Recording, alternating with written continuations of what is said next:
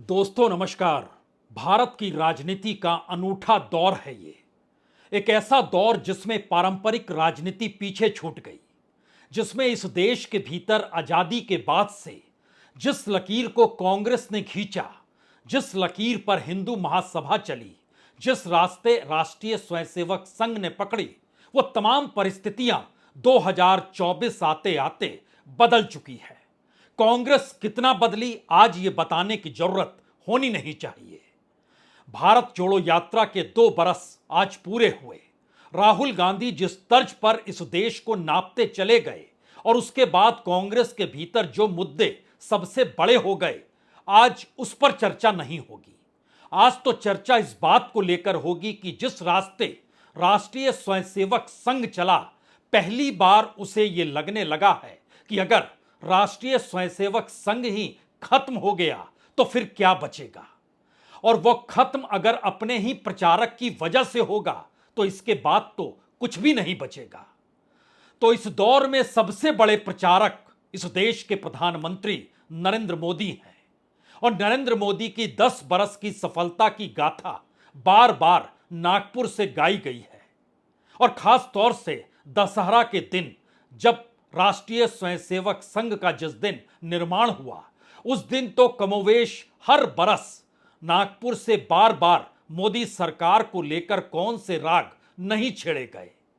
लेकिन 2024 के लोकसभा चुनाव परिणाम के बाद पहली बार 10 जून को सीधे तौर पर सरसंघचालक ने जब यह कहा किसी भी स्वयंसेवक को अहंकार नहीं पालना चाहिए, तब यह बात खुले तौर पर सामने आ गई कि दरअसल मौजूदा वक्त में मोदी सरकार को लेकर बहुत सारे मुश्किल हालात संघ के भीतर हैं। लेकिन इस दौर में कभी भी किसी भी हालत में राहुल गांधी टस से मस नहीं हुए। हर मंच पे उन्होंने राष्ट्रीय स्वयंसेवक संघ को राजनीतिक तौर पर निशाने पर लिया, और यह निशाना इतना तीखा हमेशा से रहा कि एक तरफ प्रधानमंत्री मोदी और दूसरी तरफ सरसंघचालक मोहन भागवत, यानी दोनों में कोई अंतर नहीं है।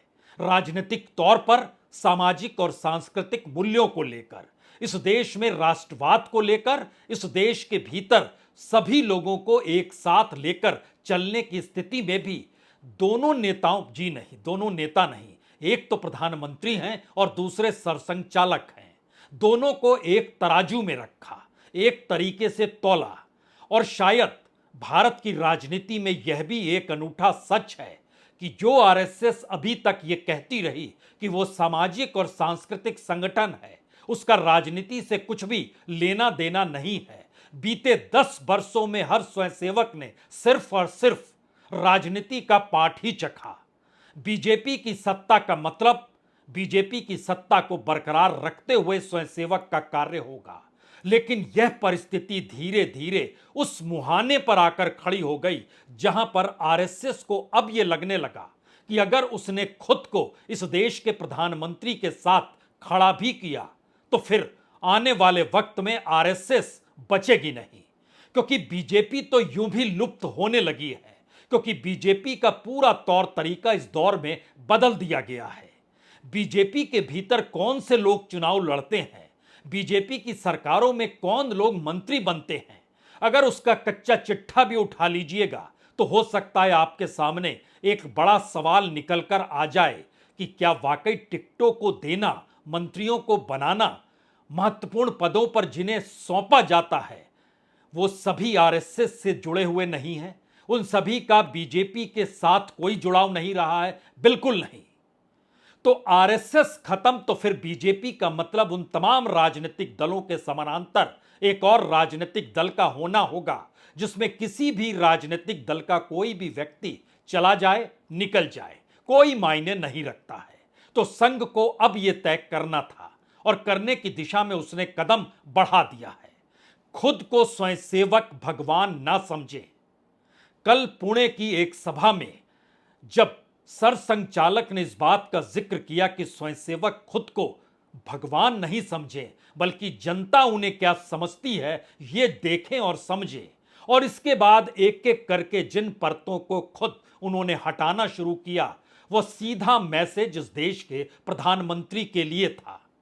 क्योंकि महज 100 घंटे पहले या कहें 3 दिन भी पूरे हुए नहीं थे, उस दौर में सरसंघचालक ने जो पाठ बीजेपी के अध्यक्ष जेपी नड्डा को यह कहकर पढ़ाया कि जाइए दिल्ली में यह संदेश दे दीजिए कि आरएसएस उस रास्ते चलने को बिल्कुल तैयार नहीं है जिस रास्ते मौजूदा सरकार जा रही है, और मौजूदा सरकार जिन मुद्दों को छूने से बचती है अब उन मुद्दों को आरएसएस उठाएगा। जिन मुद्दों को लेकर कुंडली मारकर सरकार बैठी हुई है, जो आरएसएस के संगठन है, उन मुद्दों को अब सत्ता पर लाने का वक्त आ गया है। और शायद यही वो प्रक्रिया रही जिसमें एक के बाद एक तथ्यों के साथ सच सामने आने लगे। आज आपके सामने 3 तथ्य सामने आएंगे। पहला तथ्य तो यह है जो सीधे सीधे हरियाणा से जुड़ा हुआ है। क्या कल्पना कर सकते हैं 67 में से 40 उम्मीदवार, इनके कोई ताल्लुकात बीजेपी के साथ नहीं रहे हैं, आरएसएस के साथ नहीं रहे हैं। तो 40 सीटों पर बीजेपी के जो खांटी कार्यकर्ता होंगे उनके भीतर गुस्सा क्यों नहीं होगा। आप सोच रहे होंगे 40 के नाम बताइए, आज हम नाम बताएंगे। लेकिन उसके समानांतर दूसरा सवाल, यह कौन सी परिस्थिति है जिसमें आरएसएस को अब डर लगने लगा है कि अगर वो प्रधानमंत्री मोदी के साथ खड़ी हुई दिखाई दी, उनकी राजनीति के साथ वो चलती हुई दिखाई दी, उनके मुद्दों पर कहां खामोश रहना है, कहां कुछ बोलना है, इस आसरे अगर वो करने लगेगी तो फिर भविष्य में शायद प्रधानमंत्री मोदी की चुनावी हार के बाद आरएसएस की सामाजिक, सांस्कृतिक और तमाम जो उसकी पूरी की पूरी हिंदुत्व को लेकर सोच थी, सब कुछ एक दौर में मटिया मेट हो जाएगी, कुछ भी नहीं बचेगा। यह दूसरा सवाल है। और तीसरा सवाल हर जहन में होना चाहिए। पिछले दिनों राष्ट्रीय स्वयंसेवक संघ के मुखिया यानी सरसंघचालक की जो सिक्योरिटी है उसको बढ़ा दी गई। उस सिक्योरिटी को जिस कैटेगरी में ले जाया गया, उसका मतलब बहुत साफ है कि अब आरएसएस के मुखिया खुले तौर पर किसी से भी मिल नहीं सकते हैं, क्योंकि उस सुरक्षा के दायरे का मतलब है कि किसी से भी मिलने की इच्छा अगर सरसंघचालक मोहन भागवत ने की तो पहले 2 डीएसपी रैंक के अधिकारी उस व्यक्ति के घर पर जाएंगे या दफ्तर में जाएंगे या उनसे मुलाकात करने जाएंगे। उसके बाद वो रिपोर्ट अगर देते हैं कि उनसे मिला जा सकता है तो मुलाकात होगी, अन्यथा मुलाकात संभव नहीं है। यानी देश के सबसे बड़े परिवार कहे जाने वाले राष्ट्रीय स्वयंसेवक संघ, उसके ही मुखिया की पहल पर निगरानी रखते रखते अब उनकी पहल में मुलाकातों के सिलसिले को भी अपने हाथ में थामने की कोशिश दिल्ली कर रहा है। और यही 3 सवालों के इर्द गिर्द जा सबसे बड़ा सवाल यही है कि अपने 100 बरस पूरे करने जा रहे आरएसएस के सामने क्या इतना बड़ा संकट इस रूप में निकल कर आएगा जहां पे अपने ही प्रचारक से उन्हें दूरी रखनी है, खुद को बचाना है, बीजेपी को किसी तरीके से संभालना है और आने वाले वक्त में उन मुद्दों को दोबारा से उभारना है जिसके आश्रय हेडगेवार के दौर से मौजूदा वक्त तक आरएसएस का जो भी पाठ किसी भी स्वयंसेवक ने पढ़ा वो समझ जाए कि आरएसएस का मतलब होता क्या है। तो मुश्किल और चुनौती इस दौर में संघ के मुखिया के सामने है, क्योंकि पुराने दौर के गीत इस दौर में गाए नहीं जा रहे हैं। क्या कहा, किस रूप में कहा, आइए इससे शुरुआत करते हैं। लेकिन एक तस्वीर देख लीजिए, कल जब पुणे में सरसंघचालक मोहन भागवत कह रहे थे, मिल रहे थे, बोल रहे थे, मंच पर बैठे हुए थे।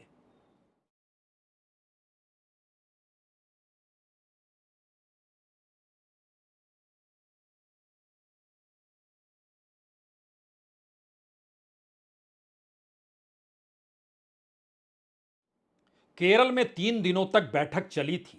बीजेपी के अध्यक्ष जेपी नड्डा भी वहां पहुंचे थे। प्रधानमंत्री का संदेश लेकर गए और संदेश लेकर आए सरसंघचालक का, लेकिन समन्वय बैठक में भी समन्वय हो नहीं पाया और एक टीस लगातार सरसंघचालक के भीतर रही। जो सवाल भारतीय किसान संघ ने उठाए हैं, जो सवाल भारतीय मजदूर संघ ने उठाए हैं, जो सवाल स्वदेशी जागरण मंच ने उठाए हैं और इनके साथ जुड़े हुए सदस्यों की तादाद तो 2.5 से 3 करोड़ तक है, लेकिन इन सवालों को जो जेन्युइन सवाल है और जो इनकी मांग है उस पर सरकार कुंडली मारकर बैठ गई है। यह बर्दाश्त कैसे किया जा सकता है, इस सवाल का जवाब नहीं मिला। और जब बैठक कल पुणे में शुरू हुई तो किसी ने सोचा नहीं था कि सरसंघचालक सीधे कहेंगे देश किसी महापुरुष की वजह से नहीं चल रहा है, बल्कि इस देश को चलाने में आम लोगों का भी उतना ही बड़ा योगदान है जितना योगदान कुछ लोग सोचते होंगे कि वो महापुरुष हो गए हैं। ये चोट कहां पर थी? इस देश को चलाने को लेकर यह देश कौन चला रहा है? कोई छुपी हुई बात नहीं है कि बीजेपी की सत्ता है, नरेंद्र मोदी मुखिया हैं जो एक वक्त सरसंघचालक के साथ राजनीतिक तौर पर नहीं, सामाजिक और सांस्कृतिक तौर पर विचारों को समाज के भीतर प्रचारक के तौर पर रखा करते थे। लेकिन मुख्यमंत्री और प्रधानमंत्री के सफर के बाद क्या वो वाकई जिस दौर में कह रहे थे कि हम बायोलॉजिकल नहीं हैं, उस वक्त अहंकार का जिक्र सरसंघचालक ने किया था। लेकिन अब उन्होंने कहा अगर कोई खुद को भगवान मानने लगे तो मैं कहूंगा शांत मन से लंबी सांसें ले, फिर सोचे वो क्या कह रहा है। यानी भ्रम नहीं रहना चाहिए जिस भ्रम को आप इस देश के भीतर फैला रहे हैं। और इसके बाद उनकी एक एक लाइन जरा बड़ी महत्वपूर्ण है। जो लोग सफल होते हैं वह कभी कभी बिजली की तरह चमकने की इच्छा रखते हैं, लेकिन बिजली गिरने के बाद यह पहले से भी अधिक अंधेरा हो जाता है। इसीलिए कार्यकर्ताओं को दिए की तरह जलना चाहिए और जब आवश्यक हो तभी चमकना चाहिए।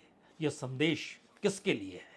यह संदेश मौजूदा वक्त में बीजेपी की उस सत्ता के लिए है जिसमें ना तो आरएसएस की जगह है, ना उस बीजेपी की जगह है जो कि आरएसएस ने सोच समझकर जनसंघ और जनता पार्टी के बाद क्रिएट किया था। उस दौर में याद कीजिएगा तो अटल बिहारी वाजपेयी भी जिक्र समाजवाद और गांधीवाद का कर रहे थे, लेकिन राजनीतिक सफलता नहीं मिली तो इस देश के सामने अयोध्या आंदोलन शुरू हो गया। लेकिन अयोध्या आंदोलन में सभी की भागीदारी थी, लेकिन जब अयोध्या में स्थापित हो रही थी उस दौर में किसी की संभावना नहीं थी कि उसकी भागीदारी हो। चंद लोगों की भागीदारी थी। यह एक अलग मसला है। खुद उसमें सरसंघचालक पहुंचे थे। उस समय वो मानकर चल रहे थे कि दरअसल अयोध्या का दौर राष्ट्रीय तौर पर उनके लिए यह द्वार खोल देगा, लेकिन चुनाव परिणाम ने उन्हें हिला दिया। और इसीलिए एक एक करके जिन परिस्थितियों को वो लेकर आए वो सिर्फ चमकने या भगवान तक सीमित नहीं रहे, बात और आगे बढ़ी। देशभक्ति कभी कभी सो जाती है। सभी को यह याद रखना चाहिए कि एक राष्ट्र के रूप में हम सब एक हैं और यह भावना बहुत महत्वपूर्ण है।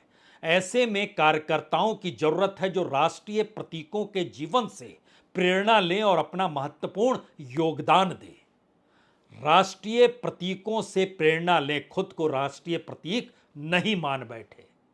और इस दौर में जब मणिपुर की तरफ देखना भी देश के प्रधानमंत्री ने बंद कर दिया है, वहां के हालातों की तरफ देखते ही नहीं है, उस वक्त अब समझ गए जिस पाठ का जिक्र केरल की समन्वय बैठक में हो रहा था कि हम उन मुद्दों पर कहेंगे जिस पे प्रधानमंत्री खामोश रहते हैं, तो उन्होंने खुले तौर पर मणिपुर का जिक्र शुरू कर दिया और यह कहकर किया कि मणिपुर मौजूदा संघर्ष में मणिपुर बुरी तरह प्रभावित है। कई लोगों की जानें जा चुकी हैं, शांति भंग हुई है। स्थानीय लोग यहां तक कि वहां जो बाहर से काम करने वाले लोग हैं उनके सामने भी चुनौतीपूर्ण स्थिति है। और फिर उन्होंने कहा कि दरअसल आरएसएस के स्वयंसेवकों की वहां मौजूदगी हो चली है, क्योंकि आरएसएस युद्धरत समूहों के बीच काम कर रहा है। वो चाहता है चीजें सुनिश्चित की जाए, शांति स्थापना हो, और इसी को लेकर वो काम कर रहा है। यानी इस दौर में सरकार कहां पर है? यह वही जगह है नॉर्थ ईस्ट की जहां पर एक वक्त लाल कृष्ण आडवाणी इस देश के गृह मंत्री थे, अटल बिहारी वाजपेयी प्रधानमंत्री थे, 4 स्वयंसेवक मारे गए थे और उसके बाद संघ का गुस्सा 7वें आसमान पर था। लेकिन आज की तारीख में अब संघ बिल्कुल नहीं चाहता है कि सत्ता के साथ या मौजूदा प्रधानमंत्री के साथ किसी भी हालत में वह खड़े हुए समाज के भीतर दिखाई भी दे। यह परिस्थिति इससे पहले कभी नहीं थी, क्योंकि अपने ही घर से निकला हुआ कोई व्यक्ति राजनीतिक सफलता पाता चला जाए और उसके बाद उसके चमकने, उसके बोलने और उसके अपने चाल ढाल रंग रूप को लेकर सवाल सीधे तौर पर खड़ा करने खुद को भगवान मत मानो, अहंकार में मत डूबो, राष्ट्रीयता का मतलब समझो, लोगों के साथ मिलकर काम करो, जलना है तो दिए की तरह जलो। ये मैसेज किस रूप में है और क्यों है? ये सवाल सबसे बड़ा है कि ये मैसेज क्यों है? क्योंकि इस दौर में बीजेपी गायब हो गई है। बीजेपी की विचारधारा ही गायब कर दी प्रधानमंत्री मोदी ने सत्ता में रहने के लिए। इसका सबसे बेहतरीन उदाहरण जो है वो आपको मिलेगा हरियाणा के भीतर। और ऐसा नहीं है कि हरियाणा में आरएसएस अब समझाने किसी को आएगी। हरियाणा के लोग जो आरएसएस से जुड़े हुए हैं वही चले गए हैं अब सरसंघचालक के पास बताने के लिए कि स्थिति कितनी नाजुक है। क्या यह संभव है? 67 सीटों में से लगभग 38 39 40 सीटें उन लोगों को दी गई जो बीजेपी से जुड़े ही नहीं थे, जो बीजेपी में शामिल हुए बाहर से दूसरे राजनीतिक दलों से। और आने वाले वक्त में जो बाकी सीटों को लेकर 23 सीट आने वाली है उसमें उन्होंने जानकारी दी कि तकरीबन उसमें भी 14 लोग और शामिल हैं।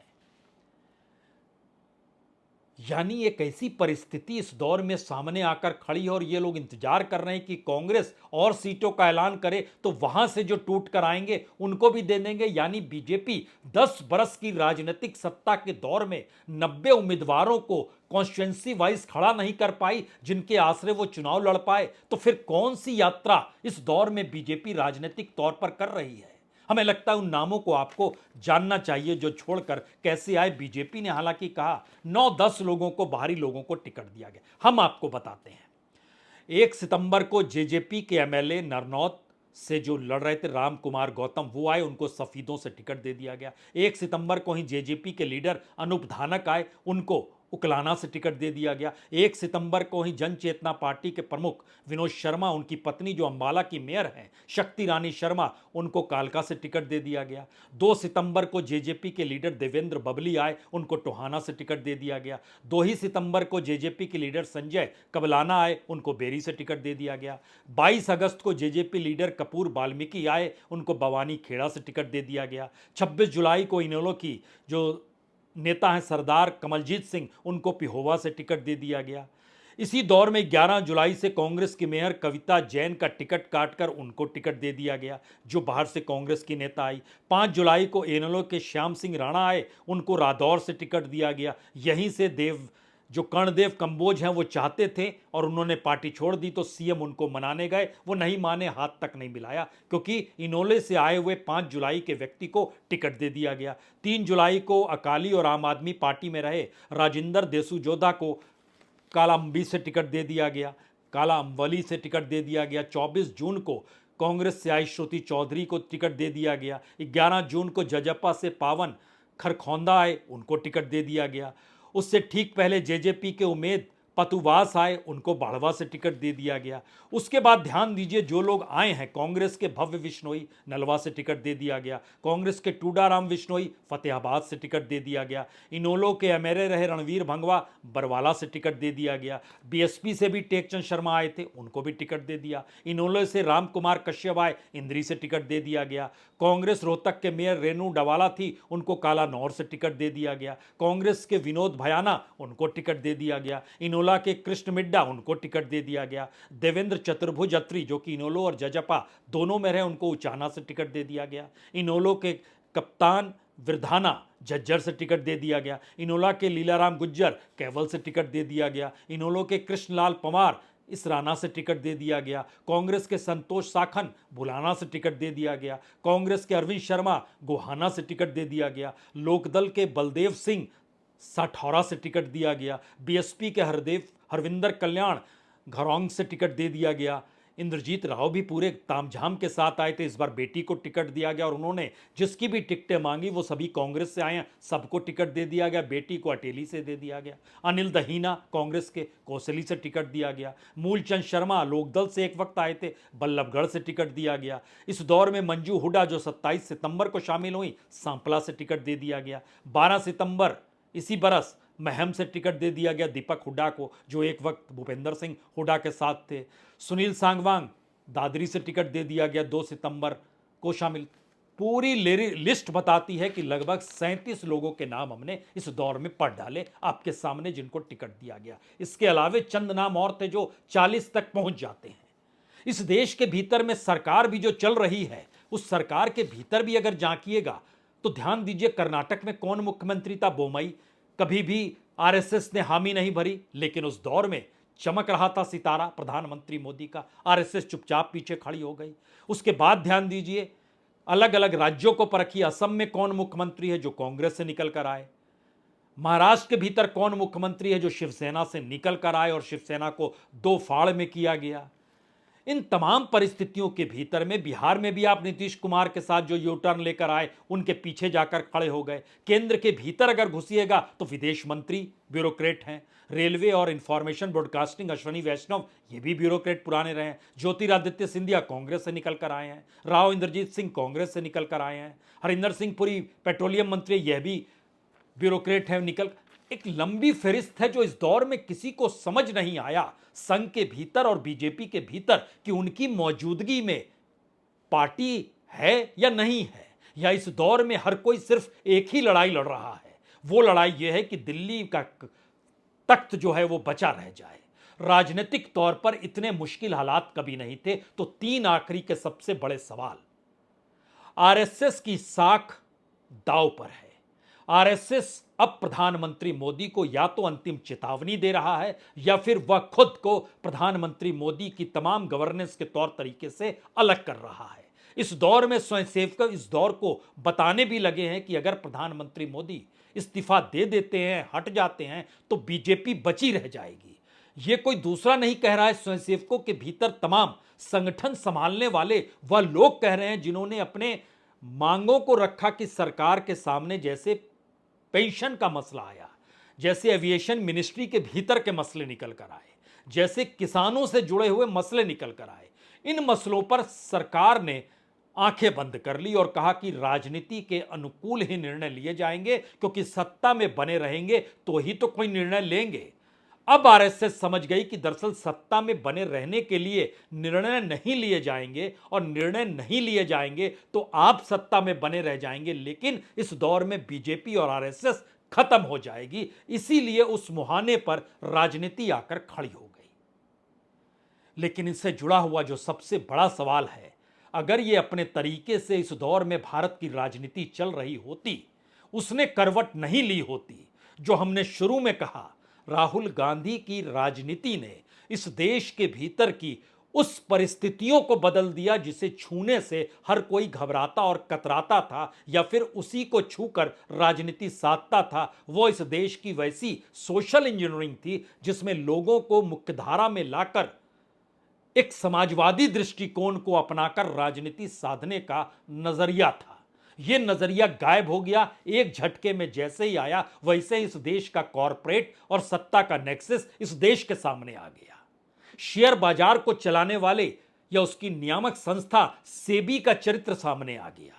इस दौर में बैंकों को जिस रूप में उसके डिविडेंड, उसके मुनाफे को बटोरा गया, और जब जलान कमेटी बनाई गई और कहा गया कि डिविडेंड जो होता है 50,000 करोड़ के सीमा रेखा को तोड़ना होगा, तब सबको समझ में आने लगा कि दरअसल ये पूरी राजनीतिक सत्ता को ताकत के साथ बनाए रखने के लिए इस देश में, चाहे वह दिवालिया होने के बाद भी कॉरपोरेट को बचाने के नियम कायदे आईबीसी के तहत चल रहे हों, आरबीआई के नियम कायदे इस देश में बैंकों को लेकर चल रहे हों, सेबी के नियम कायदे इस देश में शेयर बाजार को लेकर चल रहे हों, प्रधानमंत्री के अंतर्राष्ट्रीय रिश्ते चाहे कॉरपोरेट को लाभ दिलाने के लिए हो रहे हों, और राजनीतिक तौर पर इस देश में टिकटों को बांटना और सरकार को चलाने के लिए गैर बीजेपी लोगों को बीजेपी सरकार में शामिल करके दिखाना और बताना, शायद यह सबसे बड़ा दिवालियापन इस दौर में उभरा, जिस पर आरएसएस ने अब इसलिए मोहर लगा दी